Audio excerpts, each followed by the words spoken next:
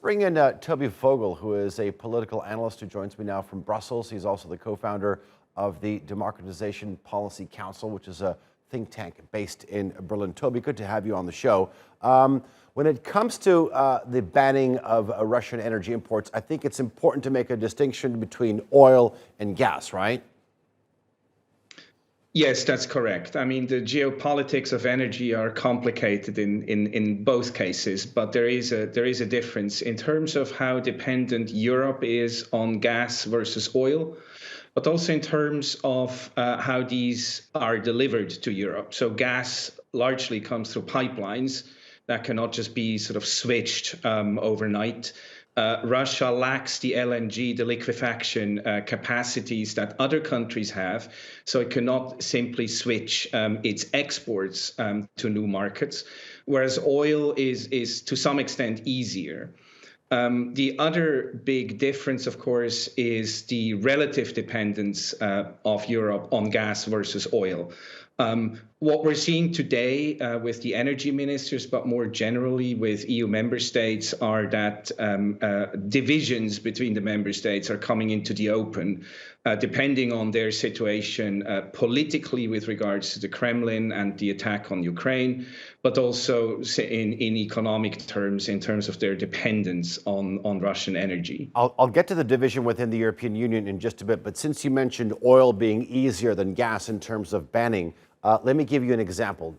Germany has been sort of somewhat vocal against it, a major proponent or opponent, sorry, to this measure, because simply it just purchases a lot, 27 billion tons of Russian crude it bought. I mean, how is it going to find an alternative to this? Well, it seems that Germany has had a change of heart. There have been reports over the weekend in the German media that Germany now backs an oil embargo. What's important to understand, however, is that this will be phased in. So this will not happen, just because the EU is adopting an oil embargo, possibly as early as this week, does not mean that it will take effect immediately. One idea would be to just let these supply contracts run out gradually. So at the end of each contract, it will not be renewed. But however this will be managed, the point is that it won't be happening quickly. It will take months, possibly until the end of this year, to take full effect. So that gives the member states, Germany and the others, time to look for other sources.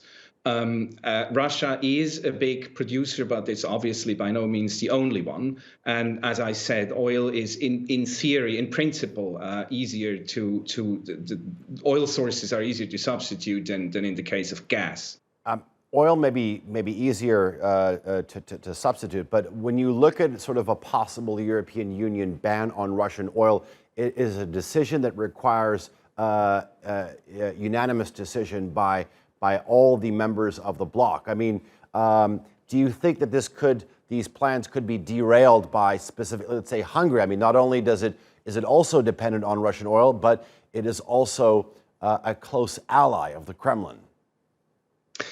That's correct. It appears that Hungary has signaled to the other member states that its opposition to an oil embargo is primarily economic rather than political. And so that's one of the reasons why energy ministers are meeting today, to figure out the sort of more technical aspects of how to deal with this. Apparently, one idea that's being floated is that only oil delivered through ships will be hit by the embargo, or at least first hit. And of course, Hungary, being landlocked, gets its oil through pipelines.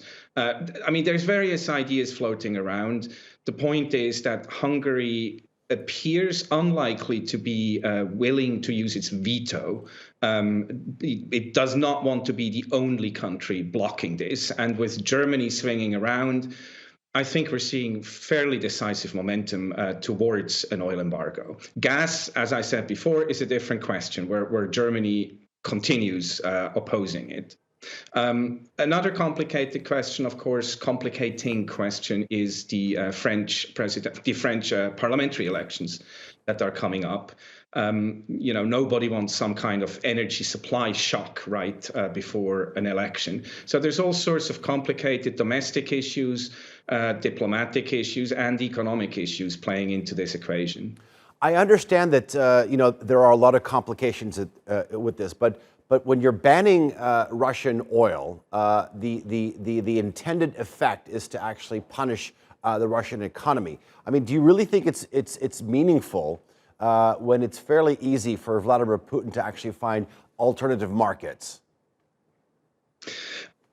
I would question that. That assumption that it's so easy for him to find alternative markets. I mean, the obvious alternative market is China, but the Chinese are not interested, for strategic reasons, to replicate Europe's energy dependence on Russia. So they will not just simply buy up all the volumes that will all of a sudden hit the market. So you have to distinguish between the purely economic aspects of this and the much more complicated political aspects. I think this will hurt. The sanctions are already hurting when it comes to, for example, the oil services firms that are servicing the technology really behind the drilling. Not all of which, a lot of which has been outsourced by Russia to foreign companies. So across the board, the Russians will find it more difficult to drill for oil to begin with, to export it, to put it in pipelines, and to find markets for it. This will hurt. Okay.